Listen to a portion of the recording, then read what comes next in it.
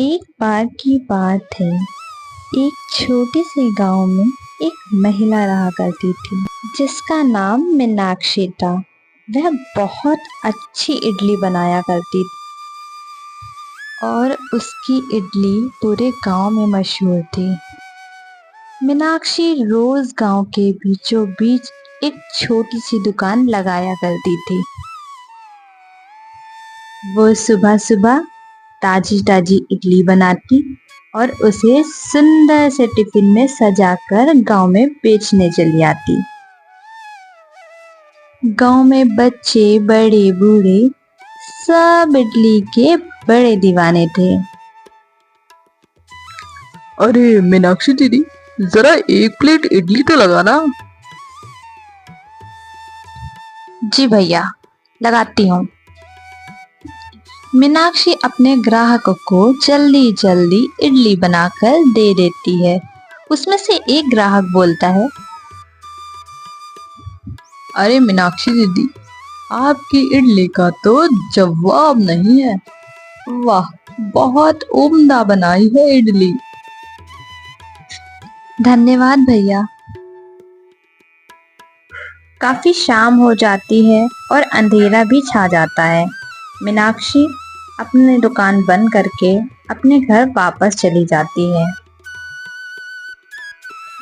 वहीं मोहनलाल अपने घर पहुंचता है और अपनी पत्नी से इडली की बहुत तारीफ करता है।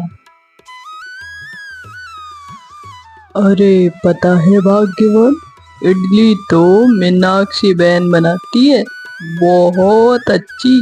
उसके जैसे इडली तो पूरे गांव में कोई ना बना पाता होगा। मोहनलाल की पत्नी उससे चिढ़ जाती है और उससे कहती है, अच्छा, तो अब मैं भी कल से इडली वड़ा की दुकान लगाऊंगी और देखती हूँ कौन खाने आता है इडली, उसके यहाँ कि मेरे यहाँ, देखती हूँ। सुमन अगले ही दिन गांव के बीचों बीच पहुंच जाती है जहाँ पे मीनाक्षी हमेशा दुकान लगाती है। उसने उसी जगह दुकान लगाई जहाँ पर मीनाक्षी लगाती है। थोड़ी देर बाद जब मीनाक्षी अपनी दुकान लगाने के लिए उस जगह पर आई तो उसने देखा कि वहां पर तो कोई और है। उसने जाकर उससे पूछा, बहन, आप कौन हैं? मैं तो यहाँ दुकान लगाती हूँ रोज इडली की। मैंने आपको पहले कभी यहाँ नहीं देखा। देखो देखो कैसे इतरा रही है। वो कुछ भी हो, यहाँ पे आज से मेरी दुकान लगेगी और सिर्फ मेरी। अपनी दुकान ले जा कहीं और। मीनाक्षी सुमन की ऐसी बात सुनकर बहुत उदास हो जाती है और वह वापस अपने घर की ओर निकल पड़ती है। अरे माँ, आप इतनी जल्दी घर आ गई? क्या हुआ, आज दुकान नहीं लगी? मीनाक्षी अपनी बेटी को वहाँ की सारी बातें समझाती है और बताती है कि आज के बाद वह दुकान नहीं लगाएगी। इतना सुन के उसकी बेटी रोने लगती है और कहती है, माँ, माँ, अब अब हम कैसे जिएंगे? अब क्या होगा हमारा? हम तो बहुत गरीब हैं। तुम परेशान मत हो बेटा, मैं और मेहनत करके घर से ही इडलियां बेचा करूंगी। तुम्हें परेशान मैं नहीं देख सकती बेटा।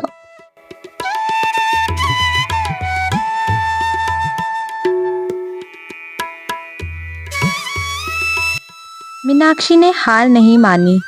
मीनाक्षी अपने घर में इडली बनाकर घर से ही बेचने लगी। देखते देखते उसके घर पे भी कई लोग आसपास के इडली खाने आने लगे। मीनाक्षी की बेटी भी उसकी बहुत मदद कर रही थी। वह यह देख के खुश थी। अब उसकी दुकान पर ग्राहकों की भीड़ लगी रहती।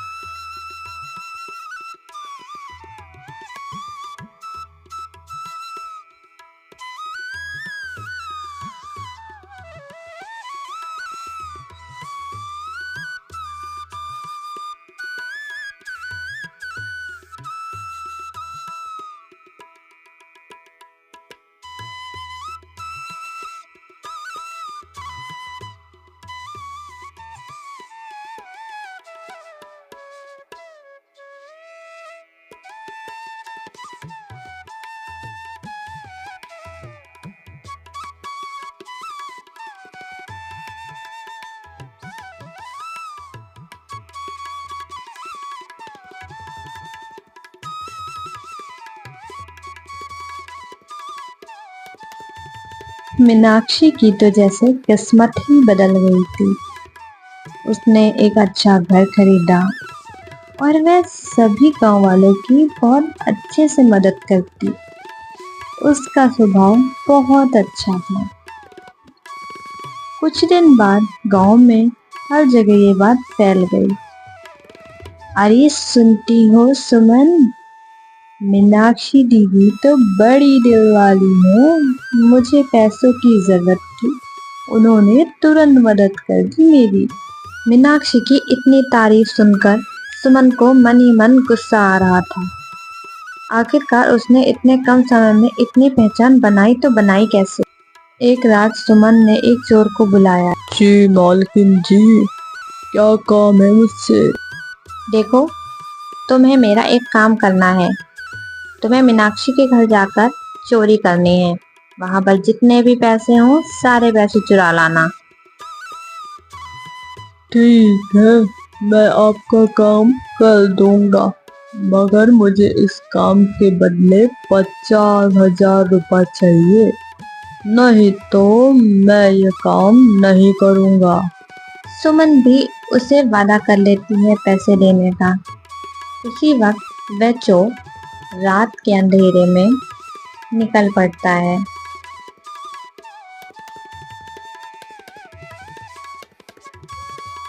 कुछ ही देर में वह मीनाक्षी के घर पहुंच जाता है। वह देखता है और सीधा घर के अंदर चला जाता है। पास के ही कमरे में सारे पैसे रखे हुए होते हैं। वह चोर सारे के सारे पैसे उठाकर फुर्र हो जाता है। सुबह जब मीनाक्षी उठती है तो देखती है वहां तो चोरी हो गई है। उसके सारे पैसे कोई ले गया है। तभी उसकी बेटी बोलती है, हाँ माँ, यहाँ तो 1 रुपए भी नहीं बचा, सारे के सारे पैसे चोर ले गए। मीनाक्षी जल्दी जल्दी सरपंच जी के पास जाती है और उनको वहां की सारी बातें बताती है। वह उनसे कहती है, सरपंच जी, हमारे सारे पैसे चोर ले गए। कुछ दिन बीतते हैं। आखिरकार वह चोर पकड़ा जाता है। एक दिन चोर आखिरकार पकड़ा ही जाता है। सरपंच जी उससे डांट फटकार लगाकर उससे पूछ ही लेते हैं आखिर उसने किसके कहने पे ये चोरी की।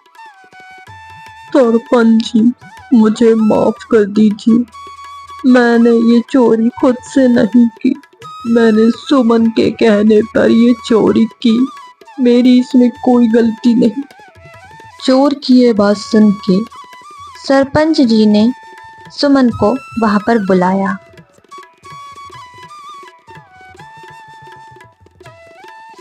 तभी सुमन आती है और सरपंच जी उससे पूछते हैं, अरे सुमन, क्या तुमने मीनाक्षी के घर में चोरी करवाई है? देखो, सच सच बताना। अरे सरपंच जी, मैं भला चोरी क्यों करवाऊंगी? मेरे पास पैसों की कमी है क्या? लगता है किसी दुष्ट इंसान ने मेरा नाम लगा दिया है सरपंच जी। मैं तो ऐसे बिल्कुल भी नहीं हूँ, चाहे आप किसी से भी पूछ लें। सरपंच जी को कुछ समझ नहीं आ रहा था। आखिर वह कैसे फैसला करें और सच का पता कैसे लगाएं। थोड़ी देर बाद सुमन का पति भी वहां पर आ पहुंचा। उसने सारी सच्चाई सरपंच जी के आगे रखी। सरपंच जी, मुझे माफ करिएगा, मेरी पत्नी ही चोर है। मेरी पत्नी मीनाक्षी से जलने लगी थी। उसकी सफलता पर उसे बहुत गुस्सा आता था, इसलिए उसने ये मिलके षड्यंत्र रचा और उसके घर से चोरी करवाई ताकि वह फिर से गरीब हो जाए। सुमन बहन, हमने तो कभी सपने में नहीं सोचा था कि आप हमसे इतना जलती हैं। आखिर हमने आपका क्या बिगाड़ा है? देखो सुमन, तुम्हें इसकी सजा तो जरूर मिलेगी। तुम्हें यह गांव छोड़कर जाना पड़ेगा हमेशा के लिए। मैं ऐसे लोगों को अपने गांव में नहीं रख सकता। जो एक दूसरे से जलन भावना रखते हों और एक दूसरे की तरक्की से जलते हों। हमारे अंदर ऐसा स्वभाव नहीं होना चाहिए। सरपंच जी, मैं अपनी पत्नी की तरफ से आपसे माफी मांगता हूँ। उससे आज के बाद ऐसी गलती नहीं होगी। हमें इस गांव से ना भगाएं, हमें यहीं रहने दें। हम आपसे माफी मांगते हैं और आप सभी गांव वालों से माफी मांगते हैं। हम दोनों को माफ कर दें।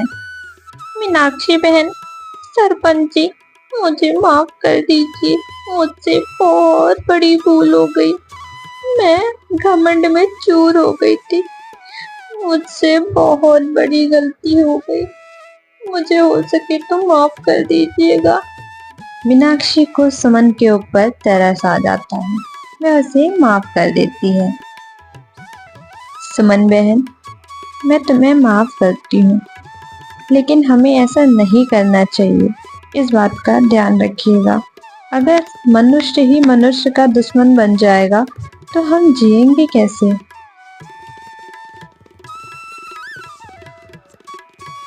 कुछ दिन बाद गांव में फिर से वही खुशहाली आ गई थी। सब हंसी खुशी और मिलजुल कर रहने लगे। मीनाक्षी ने गांव में एक बहुत बड़ा रेस्टोरेंट खोल लिया और वह बहुत चलने लगा। मीनाक्षी की जीवन ने हमें यह सिखाया कि जीवन में कितनी भी कठिनाइयां और परेशानियां आए, हमें उनसे लड़ना चाहिए और जीतना चाहिए।